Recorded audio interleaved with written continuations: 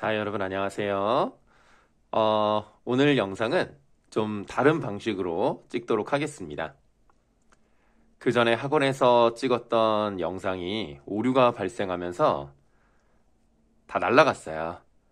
그래서 이렇게 다시 집에서 영상을 찍고 있습니다.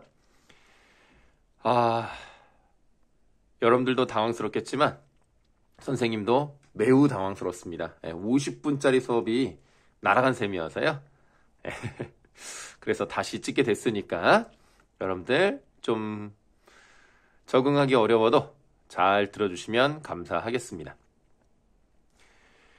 실제 학원에서 하는 수업과 집에서 하는 수업은 좀 달라요. 그래서 오늘 찍은 영상이 조금 짧더라도 내용은 다 들어가니까 뭐 내용이 더 부실해졌다 이렇게 생각하지 마시고 잘 들어주시면 감사하겠습니다.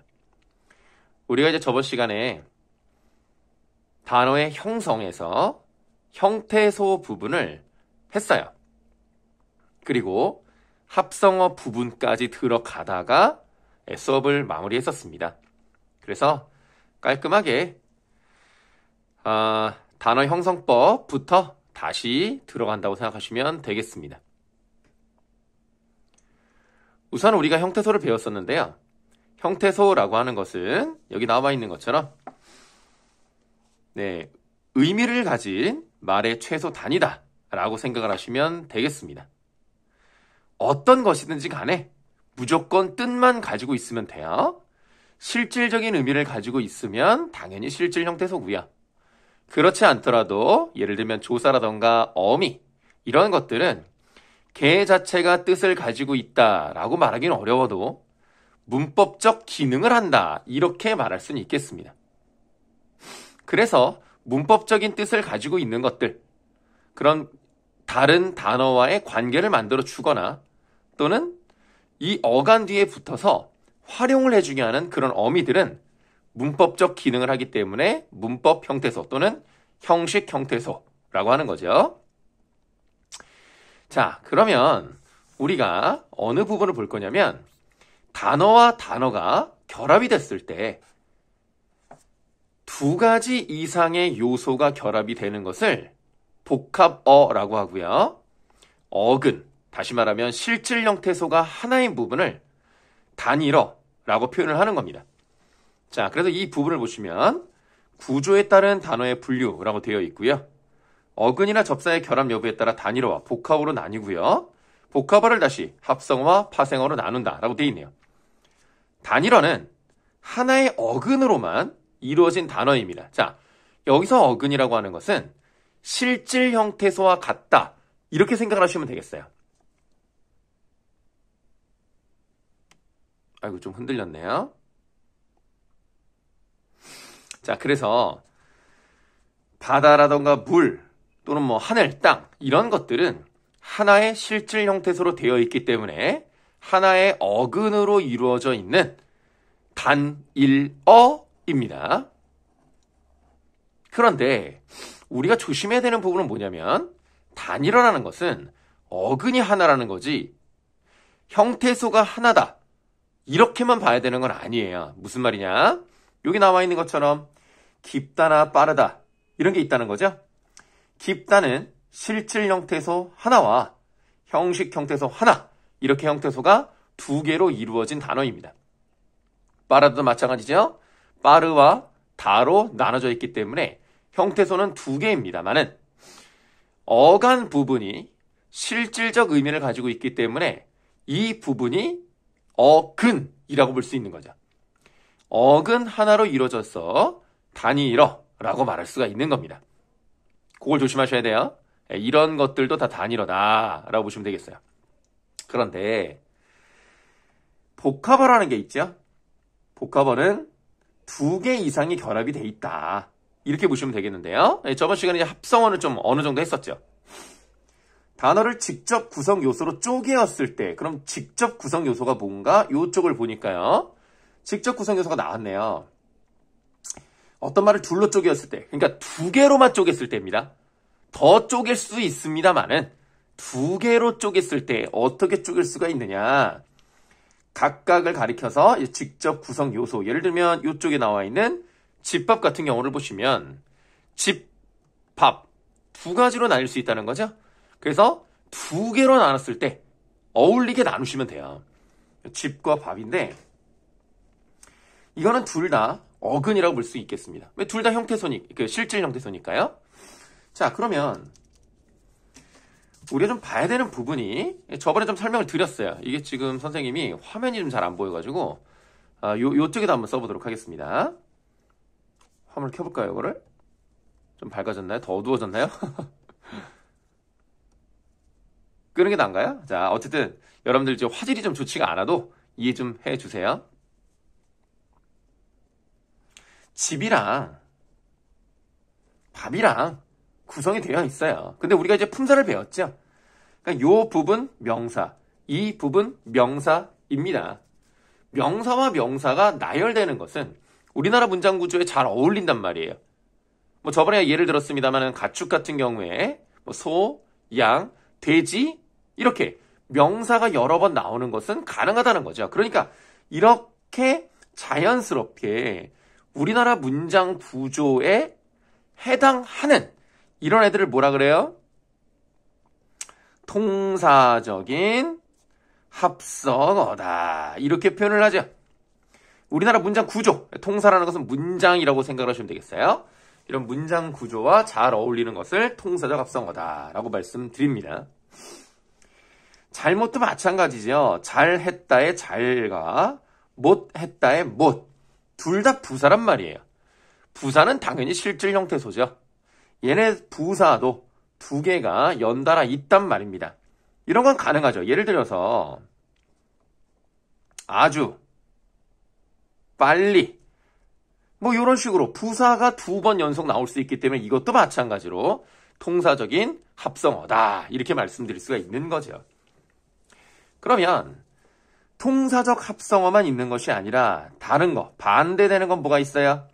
통사적 구조와 어울리지 않는, 우리나라 문장 구조와 어울리지 않는 비통사적 합성어가 있다. 이렇게 말씀을 드렸죠.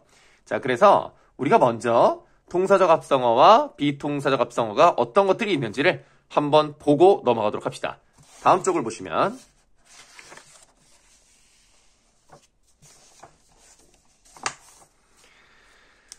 자, 여기에 통사적 합성어가 나와 있네요. 단어 형성 방식이 문장을 구성하는 방식과 같은 합성어인데요. 팥죽, 이게 아까 말씀드렸던 명사와 명사가 나열되는 것들이죠. 그 다음에 어린이 같은 경우를 보세요. 어린이는 어리다라고 하는 형용사입니다. 이렇게 나눠서 어간과 어미가 구분이 되죠. 그러면 뒤에 이라는 것이 붙었는데 이라는 것은 어떤 사람을 지칭하는 말이라고 생각하시면 되겠어요. 그러니까 이것도 실질 형태소라고 보시면 되겠죠. 그러면 이 앞에 있는 용언이 뒤에 있는 체언을 꾸며주기 위해서는 어떻게 해줘야 돼요? 이 부분이 관형사형으로 바뀌어야 된다는 것은 이미 다 익히 들어서 아실 겁니다. 그럼 여기가 모음으로 끝났으니까 어떤 관형사형 어미가 오는 게 자연스럽겠어요? 니은. 니은이 들어가줘야 자연스럽게 꾸며줄 수 있다는 거죠. 그러면 용언의 어간에 활용형, 관형사형 어미가 들어가서 뒤에가 바뀌었으니까 활용이 됐죠. 활용형이 뒤에 있는 걸 꾸며주는, 이게 바로 뭐예요? 용언의 관형사형 플러스 명사. 이런 경우가 있다는 얘기죠. 그 다음에 걸어가다라는 것은 이건 조금 어려운데요. 걷다와 가다가 결합되어 있는 겁니다.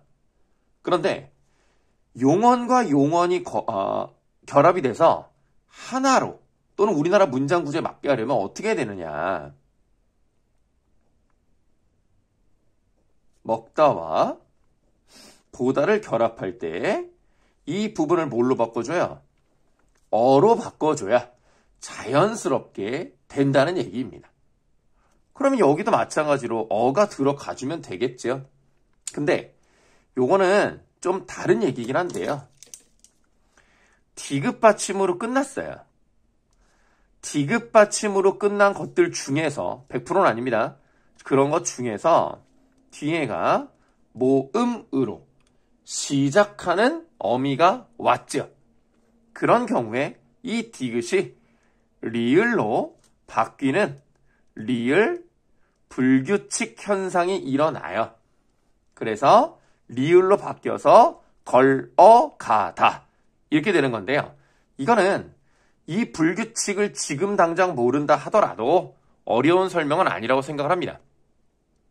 그래서 용언의 어간과 그것을 연결해주는 형태가 나왔고 다시 용언의 어간과 결합되는 방식은 여기에서 보는 것과 같이 우리나라 문장 구조와 잘 어울려요.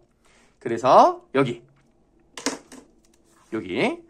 용언의 연결형 플러스 용언의 어간 이런 것들은 우리나라 문장 구조와 잘 맞는다. 그래서 이것을 통사적 합성어라고 한다. 어렵지 않죠? 그럼 반대로 문장을 구성하는 방식이 우리나라의 문장 구조와 다르다면 그러면 통사적이지 않으니까 비통사적 합성어라는 말이 나오겠죠. 어떤 것들이 있나 봅시다. 접칼이에요. 접다와 칼이 결합되어 있는 겁니다. 자, 여기 한번 보시죠.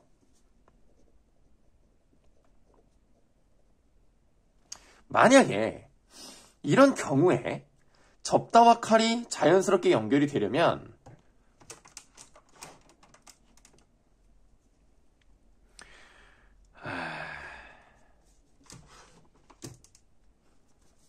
잘 나오나요? 자, 접다와 칼이 자연스럽게 연결되려면 자, 이런 거죠. 뭐 다른 예를 한번 먼저 들어드리면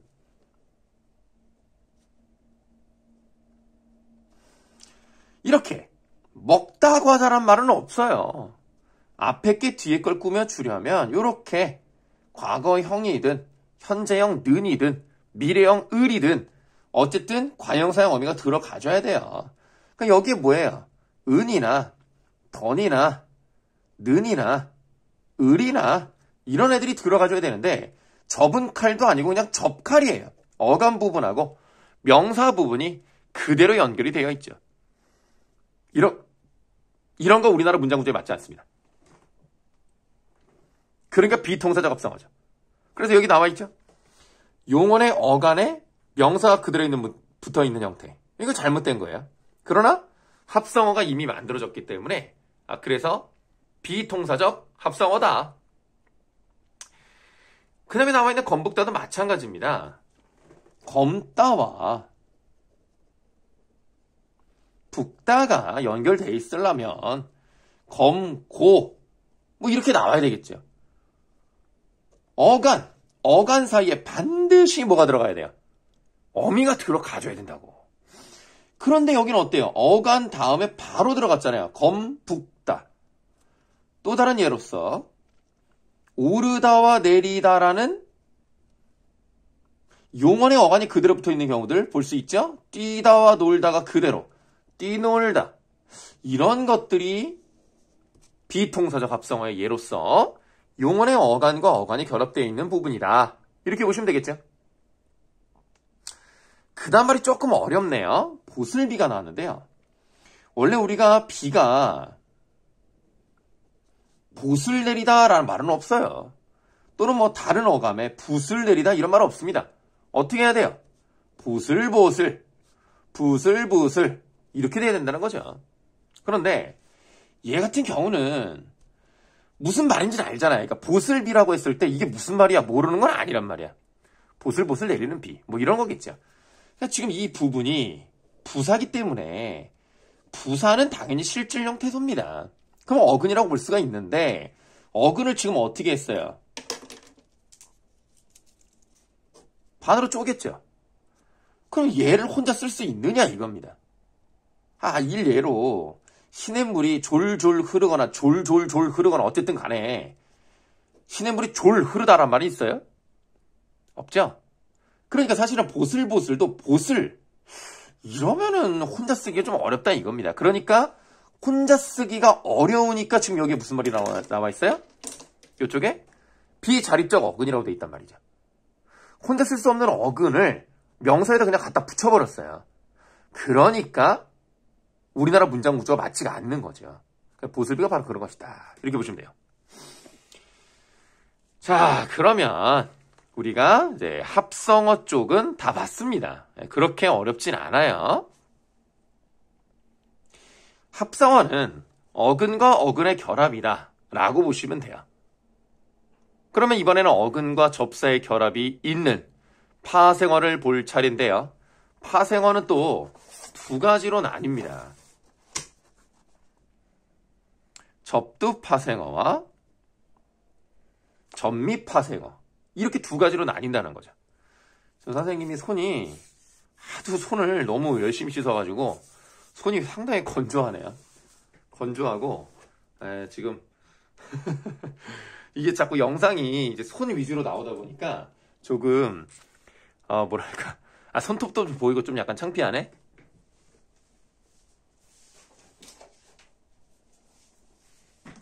그래서 선생님이 내돈내산, 아이고 이게 너무 광고가 되는 것 같으니까 좀 핸드크림을 좀 바르도록 하겠습니다. 토니 멀리 토니 멀리. 이거 PPL 아니에요. 그냥 노래 불렀을 뿐이에요.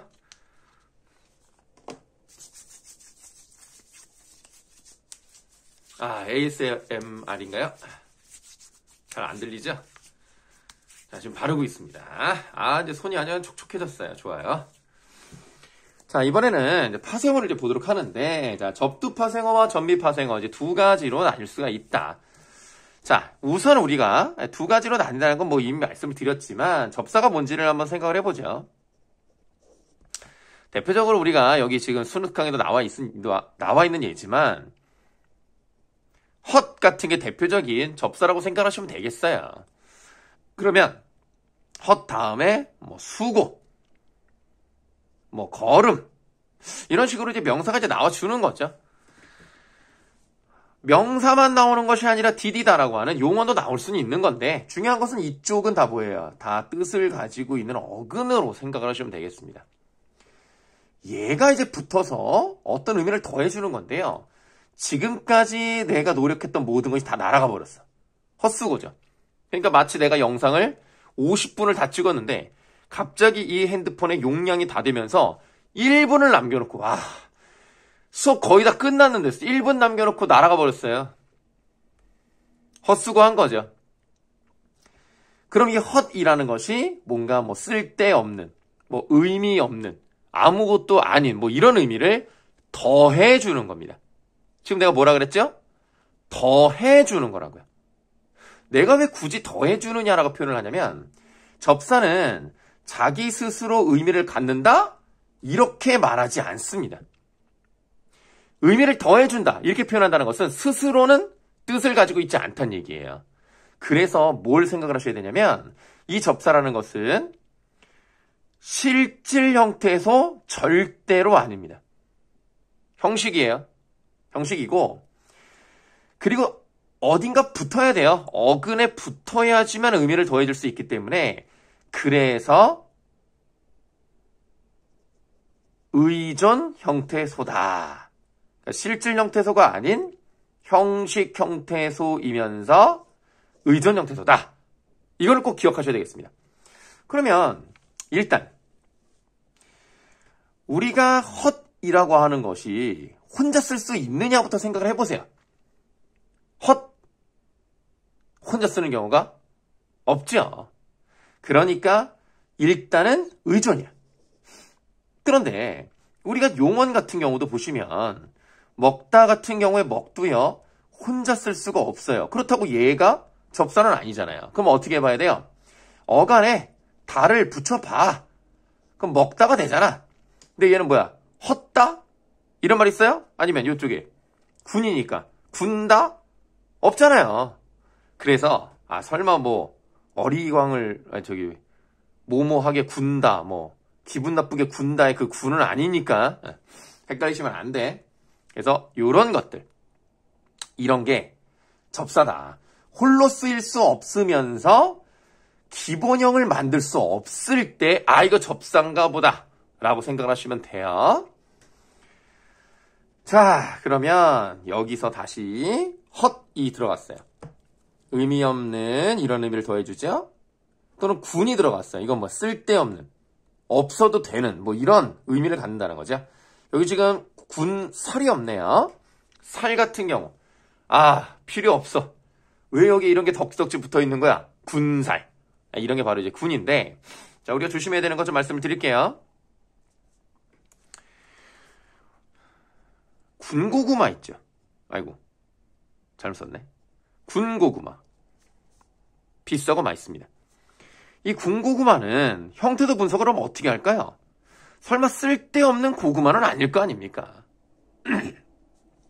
얘는 구운 고구마죠. 그래서 어간구 플러스 그 다음 뒤에 있는 체연을 꾸며주려면 관형사형 들어가야 되겠죠? 니은. 그리고 고구마. 형태소는 3개로 구분이 될 수가 있고요. 어쨌든 얘는 어간, 체연, 관형사형, 어미. 얘는 통사적 합성어다. 이렇게 말할 수가 있죠. 똑같은 군자가 붙어도요. 이렇게 분석하는 게 달라질 수 있다는 거 기억하셔야 되겠습니다. 또 하나 해볼까요? 날짐승, 날고기 이런 말 잘 안 쓰는데요. 보통 우리는 날고기를 이제 한자를 써서 생고기라는 말을 쓰기는 하죠. 그래서 날고기의 날과 날짐승의 날은 어떻게 다른지를 말씀을 드릴게요. 날짐승은 대표적으로 bird, 새를 말합니다. 날아다니니까요. 날아다니는 짐승이에요. 그럼 얘는 뭐예요?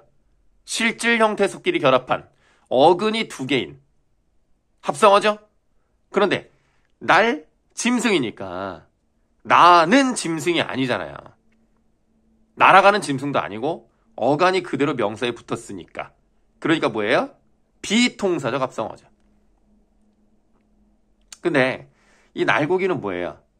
가공하지 않은, 익히지 않은 고기이기 때문에 그냥 고기 그대로의 상태를 말하는 거예요. 그래서 이거는 날다 고기가 결합됐다고 보기가 어렵잖아요. 얘가 파생어입니다. 접두사가 붙었기 때문에 접두 파생어죠. 네. 이런 것만 좀 구분하시면 돼요. 어렵지 않습니다. 자, 그럼 보세요. 우리가 헛수고, 수고라고 하면 품사가 뭐라 그랬어요? 명사. 헛수고는 명사. 고기? 명사. 날고기? 명사. 아, 그러면 내가 이걸 왜 얘기하겠어? 접두사가 붙으면 품사를 바꾸는 경우는 없구나. 물론 여기 순우특강 이쪽을 보시면 이런 말이 나와 있어요. 접두사는 어근의 품사를 바꾸는 경우가 극히 드물지만이라고 되어 있는데 선생님은 개인적으로 못 봤어요. 바꾸는 경우를. 그러니까 여러분들 문제에는 한 번도 나온 적이 없다. 이렇게 생각하시면 되겠고 그냥 외우기 귀찮잖아. 뭐 극히 드물다 이런 거 필요 없어. 그냥 없다 라고 생각해도 돼요. 만약에 극히 드문 예가 나오면 보기 줍니다. 걱정 안 하셔도 돼요. 자, 그러면 접두 파생어는 품사를 바꾸는 경우가 없다라고 봤으면 전미 파생어는 품사를 바꾸는 경우가 있나 봐요. 사기, 꾼. 이 뒤쪽에 꾼이 들어가잖아요? 그럼 무조건 전미사입니다. 뒤쪽에 이제 꾼이 들어가서 어떤 의미를 더해줬을 때, 그럴 때 파생어예요. 접사, 어근, 파생어. 그러면 이것도 보세요. 사기는 명사, 사기꾼, 명사. 선생님, 전미사인데도 품사를 바꾸지 않는 것 같아요. 예, 맞아요. 전미사라고 다 바꾸는 건 아닙니다. 그런 경우가 있다는 얘기죠. 도둑, 명사. 도둑질, 명사. 아, 이것도 품사를 바꾸지 않네요. 그러나 도둑이 하는 어떤 일, 좀 약간 질이라 그러면 좀 약간 나쁜 느낌이 좀 들어가죠. 뭐 참견질 막 이런 식으로 좀 부정적일 때 쓰는데 근데 그런 의미를 더해줍니다. 자, 그러면 우리가 이제 중요한 거는 바로 여기죠. 요 부분. 같은 경우가 있다는 거예요. 같은 경우. 그 다음에 여기 넓이, 먹이. 이 같은 경우가 들어가는 경우 있죠. 자, 먹다는 동사예요. 근데 거기에 접사 이가 붙어요. 솔직히 이가 이빨도 아니고 벼룩같이 생긴 이도 아니고 이거는 어떤 의미가 있다라고 말하기 어렵잖아요. 그냥 어디인가 더해서 근에 더해서 새로운 의미를 만들어내고 품사까지 바꿔준다는 거죠. 동사에서 먹이라는 것은 뭐가 돼요? 명사가 된다 이겁니다. 얘가 여기에 의미를 더해주면서 품사까지 바꿔주는 경우가 있다는 거죠. 이게 바로 전미사의 특징. 품사를 바꾸는 경우가 있다. 얼다 동사죠? 음이 붙었어요. 명사죠. 어떤 것 이런 의미를 더해주면서 명사 만들어줬다 이거예요. 이게 바로 전미파생어다. 이런 걸 조심하셔야 되겠다. 알겠습니까? 자, 이렇게 해서 이제 단어의 형성법 쪽은 끝이 났다. 이렇게 보시면 되겠습니다. 자, 그러면 이번에는 단어의 의미를 한번 보도록 하는데요. 단어의 의미는 어렵지가 않아서요. 좀 빨리 가면 돼요. 이거는 원래 이제 수학을 푸는, 우리 아들이 수학을 푸는 연습장인데, 이렇게 4단 구성으로 돼 있죠? 이거를 내가 유용하게 잘 쓰고 있네요.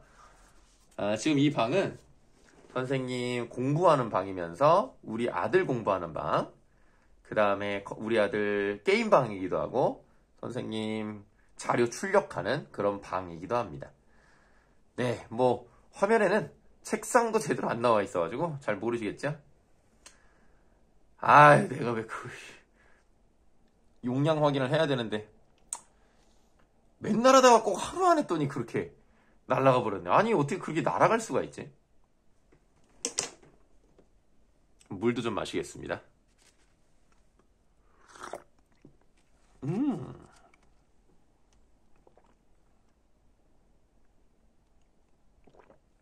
컵 예쁘죠? 다이소에서 1,000원에 팔아요. 선생님 생일 선물로 우리 아내가 사줬어요. 이것만 해줬다는 얘기는 아니에요. 생일인데 1,000원은 좀 그렇잖아요. 물론 우리 아내가 준 선물은 100원이어도 아주 가치가 있지만, 자, 그러면 우리 단어의 의미 관계를 한번 보도록 하겠습니다. 유의 관계예요. 그냥 뜻이 비슷하다는 거예요. 어렵지 않죠. 말소리는 다르지만 서로 비슷한 의미를 가지고 있는 의미 관계고요. 한쪽이 다른 한쪽의 유의어가 된다. 뭐 간혹 이따금, 걱정, 염려 뭐 이런 게 있는데요. 그냥 뭐 별거 아니지만 하나의 예를 들어드리겠습니다. 틈이랑 겨를이랑 이런 단어가 있다고 보세요. 그러면 책상과 다시 할게요. 요즘 너무 바빠가지고 쉴 겨를이 없어. 뭐 그렇죠. 지금 선생님이 그래요. 너무 바빠요. 또는 저 너무 바빠서 쉴 틈이 없어. 이럴 때 겨를과 틈은 비슷한 의미예요. 근데 아까 내가 잠깐 잘못 얘기한 거 있죠? 책상과 책상 사이에 틈이 벌어져 있다. 이거는 맞아요. 근데 책상 사이에 겨를이 벌어져 있다. 이런 말은 없거든요. 그러니까 틈이라고 하는 것은 시간적, 공간적 다 이용할 수 있고요. 겨를이라고 하는 것은 시간적일 때만 사용할 수 있기 때문에 완전 똑같은 것은 아니구나. 요 정도? 네. 그리고 조금 뭐 좀 껄쩍지근한 그런 예를 하나 더 들어드리면, 우리가 소변과 오줌이 같은 의미라고 생각을 하지만 용법이 달라요. 그러니까 소변을 보러 간다라고 표현을 한단 말이에요. 근데 오줌을 보러 간다 이렇게 표현을 안 한다는 거죠.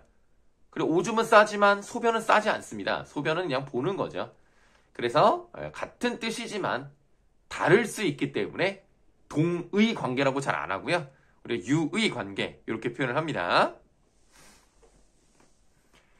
자, 이번에는 반의 관계네요. 반의 관계는 말 그대로 반대말이에요. 이것도 어렵지 않습니다만 아버지와 어머니는요, 한 사람이 동시에 아버지와 어머니일 수는 없거든요. 지렁이는 가능하겠네. 근데 인간은 그렇지가 않기 때문에 이렇게 완전히 가까워질 수가 없는 거를 이제 상보적. 이거 그냥 어떤 겹치는 부분이 없는 거죠. 상보적. 그 다음에 위아래는 어때요? 위아래. 방향이죠? 방향 반이요. 뭐 이렇게 표현합니다. 이건 뭐 상보적 반이요. 방향 반이요. 그리고 예를 들면 크다. 뭐 작다라든가 뭐 뜨겁다. 차갑다. 이런 것들 있죠. 이런 것들은 어디까지가 크고 어디까지가 작은지가 정확하지가 않거든요. 그러니까 얘가 얘보단 크잖아. 근데 또 얘에 비하면 또 얘가 또 작아요. 그럼 어디까지가 크냐 이거야. 기준이 없잖아요. 이런 것들을 뭐라 그러냐. 정도 반이요 라고 하는 거예요. 이 정도만 아시면 됩니다. 잘 안 나와요 시험에. 상하관계예요. 한 단어가 의미상 다른 단어를 포함하거나 다른 단어에 포함되어 있는 의미관계를 말합니다. 포함하는 말을 상위어, 포함되는 말을 하위어라고 하는데 상위어를 뭐 이렇게 상의어 또는 하의어 이렇게 표현하는 경우는 있어요. 근데 뭐 그거랑 똑같은 거예요. 그러니까 위로 올라갈수록 상위어인데 올라갈수록 어때요? 추상적이고요. 보편적인 느낌을 주죠. 내려갈수록 어때요? 개별적이고요. 구체적인 느낌을 준다 이겁니다. 끝이에요. 볼 거 없어요? 그리고 상이어 하이어라는 것은 절대적이지 않다. 상대적이다. 이 말입니다. 그러니까 식물 밑에 소나무가 있어요. 그럼 식물이 소나무에 대해서는 상위어지만 식물 위에는 또 뭐가 있어요? 뭐 생물 뭐 이런 게 있을 거 아닙니까? 물론 끝까지 올라가다 보면 더 이상 올라갈 데가 없겠습니다만 이것 자체만 보신다면 얘가 무조건 상위어입니다. 이렇게 말할 수는 없는 거죠. 상위어이기도 하고 하위어이기도 하고 하니까 절대적이지 않습니다. 상대적이다. 그 말씀을 좀 드리도록 하겠습니다. 별거 없어요. 끝. 다음. 단어의 의미 변화 부분이 나와 있습니다. 의미 확대는 손 같은 경우를 보세요.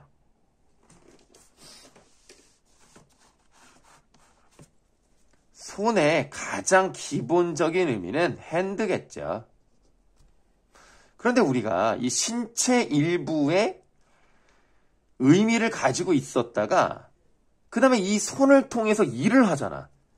노동력을 의미하게 되는 거란 말이야.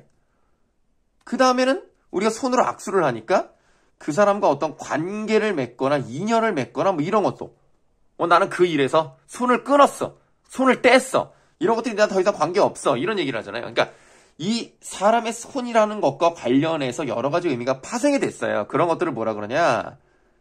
다의관계라 그래요. 의미가 확대되다 보니까 여러 가지 의미를 갖게 되는 다의적인 표현이 되는 겁니다.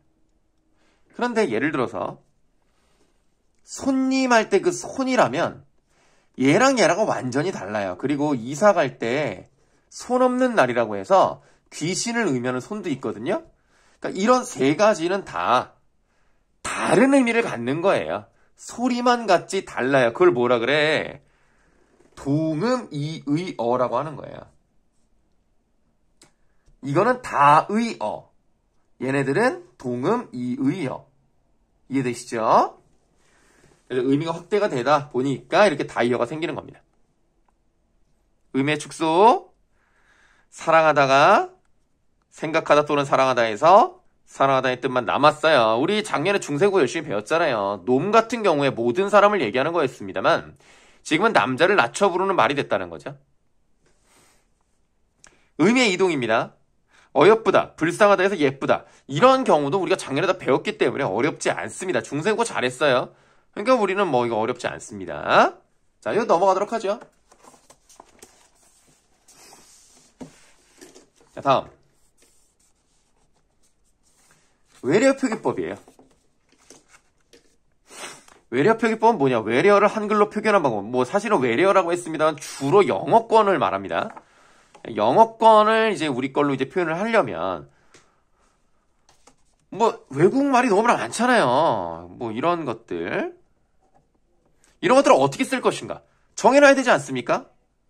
이렇게 쓰든지 이렇게 쓰든지 이렇게 쓰든지 뭐 여러 가지 있잖아요. RNG 막 여러 가지 있잖아요.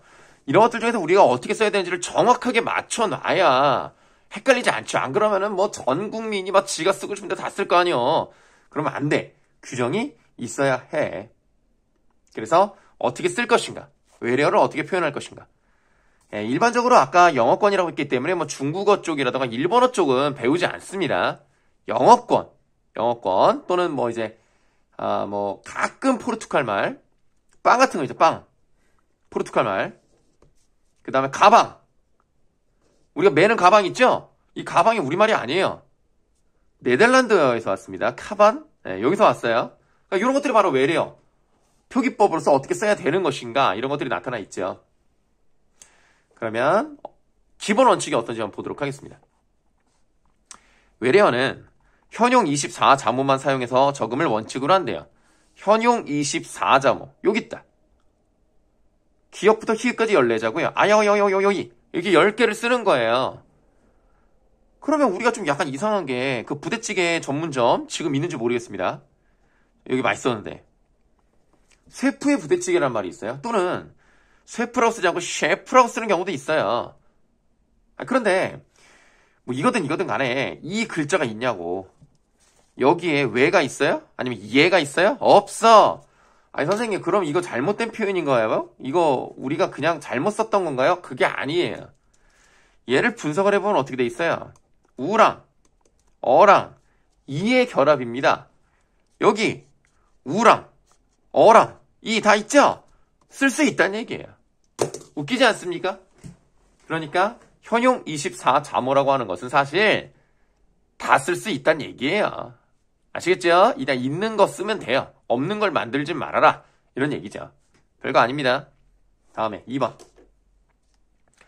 외래어는 1음은 원칙적으로 1기호로 적어요. 다시 말하면 F 있죠? F는 무조건 뭘로 적어야 돼요? 피읍으로 적어야 돼요. 그러니까 어떻습니까? 후라이드 치킨 안 돼. 프라이드 치킨이에요. 달걀 프라이예요. 달걀 프라이를 어디다가 해요? 프라이팬에다 해야죠. 그래서 가장 많이 틀리는 경우가 뭐예요? 파이팅이에요. 화이팅 안 돼요.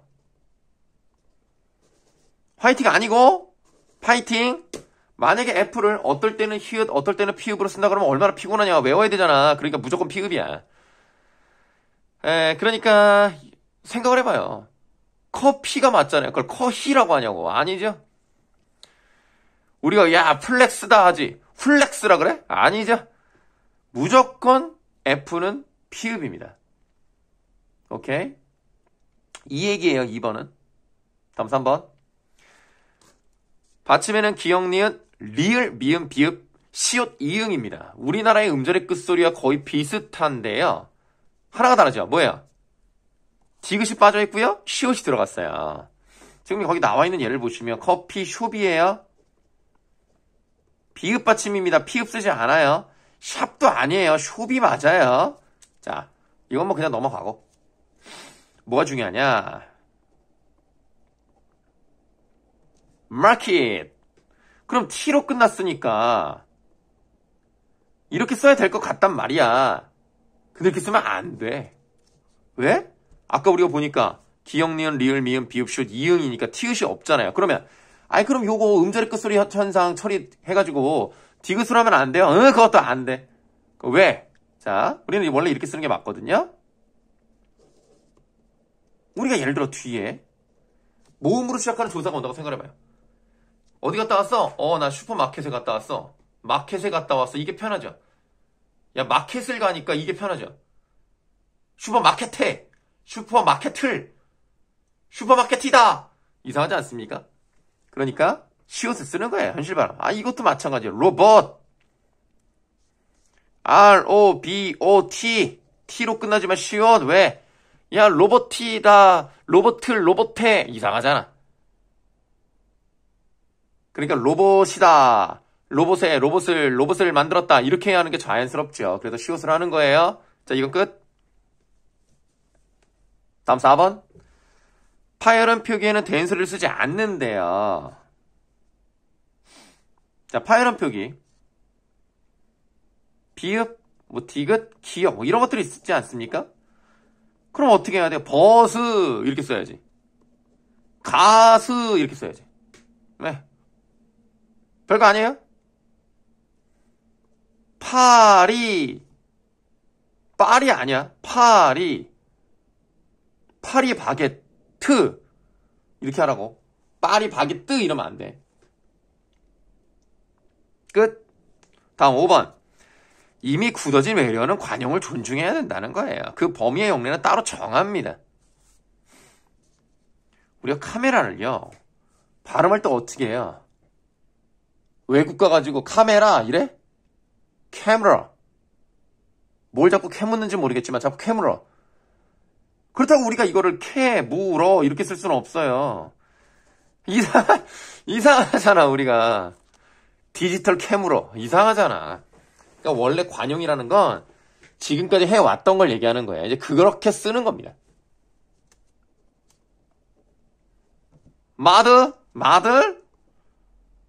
마들이 뭐야? 엄마들? 모델이라고 써야죠. 모델. 피자? 이상하잖아. 그러니까 그냥 원래 쓰던 대로. 하나만 더. 버네너 우유. 먼저 뭐 우유가 너무 느끼하지 않아요? 네. 바나나 이렇게 쓰는 거예요. 아시겠죠? 관용. 그냥 원래 쓰던 대로 해. 외래표기법 끝. 자, 마지막 로마자 표기법인데요. 요거는 그때 자세하게 못 들어가서 시간이 부족해가지고 자세하게 못 들어가서 뭐를 먼저 보실 거냐면 여기 있죠. 4번. 음운 변동의 로마자 표기예요. 자, 위에도 써 있긴 한데요. 로마자 표기라는 거는 우리말을 외국인들도 볼 수 있도록, 이것도 물론 영어권이긴 합니다만 외국인들도 볼 수 있게 쓰는 거예요. 백, 정, 후안 이런 식으로. 외국 사람들도 내 이름을 읽을 수 있어야 될 거 아니야. 여권 같은 데 써야 될 거 아니에요. 그럴 때 로마자 표기법이 필요한 겁니다.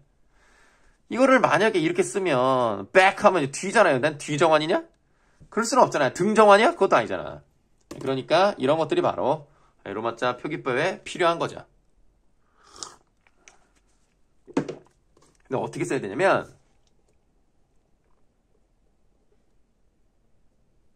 표준 발음법에 맞게 써야 돼요.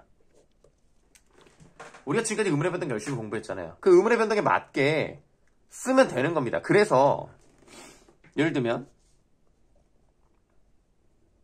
백마는요, 화이트 홀스, 얘는 비음화가 일어나서 백마로 발음하니까 뱅마 이렇게 쓰는 거죠. 이상하긴 해도 이게 맞아요. 발음 나는 대로 쓰면 돼요. 한라산 뭐 이런 것들은 워낙 유명한 데니까 외국인이 읽어야 될 거 아닙니까? 유음화 일어나죠. 한라산인데요. 쓸 때는 일단 고유명사니까 H 들어가고요. 리을이 2번 들어갔죠. LL이 들어가요. 이건 나중에 한번 더 말씀드릴 거예요. 그래서 이렇게 쓰는 거예요. 왜냐하면 이렇게 써버리면 한라산 이것보다는 한라산 이게 더 귀에 쏙쏙 들어온다는 거죠. 오케이? 부평구에 가시면 어떤 데가 있냐면 백마장 입구라는 데가 있어요. 백마장 입구. 백마장이라는 것이 원래는 이제 흰 말을 키웠던 일제강점기 때 잔재긴 한데요. 흰 말을 키웠던 곳입니다. 이제 그 고위급 경찰이나 군인들이 탔던 걸로 추정을 하는데요. 어쨌든 이 백마장이라고 할 때 이거를